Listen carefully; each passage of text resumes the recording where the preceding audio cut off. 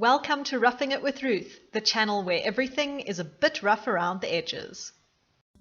They say a change is as good as a holiday, which is why our latest family vacation took place in Japan.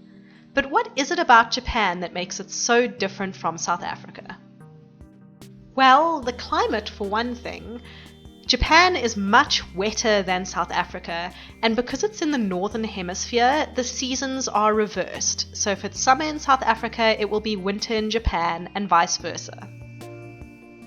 Japan's physical size is much smaller than South Africa's.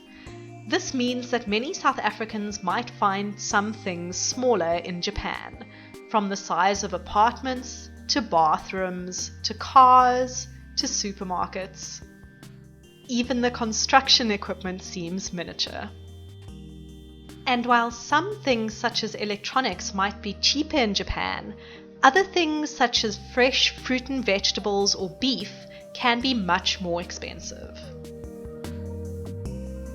Most Japanese food is going to be pretty different from what you're used to eating in South Africa, but a lot of it is absolutely excellent, so just dive right in. You'll quickly discover what you like and don't like.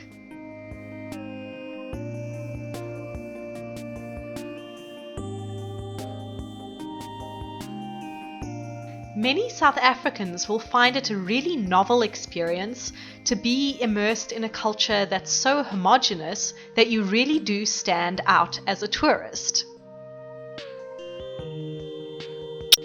This isn't a bad thing though, as all of the Japanese people we met were extremely friendly and went out of their way to make sure that we were having a good time and to help us. If you've been in Gauteng and enjoyed using the Gautrain, then you will love the Japanese public transport system. The trains are really extraordinary, they're on time, reliable, and they go to so many places. This, coupled with the relatively shorter distances in Japan, make getting around as a tourist really easy. Just take some comfortable shoes. And speaking of shoes, yes, you have to take them off when you come into the house. It's also important to note that most places only accept cash and not cards, so you'll want to have a reasonable amount on you. Tipping your waiter or car guard is second nature to most South Africans, but you should be aware that tipping is absolutely not done in Japan. And if that cash is burning a hole in your pocket, then I highly recommend spending some on Japanese karaoke. It's really great. You get your own soundproof room, you can order drinks and food, and have a great time.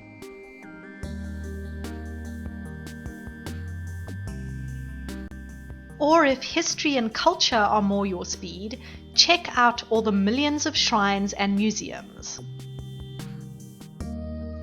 Although Japan has an aging population, there are quite a few nice parks and activities that you can do with your kids.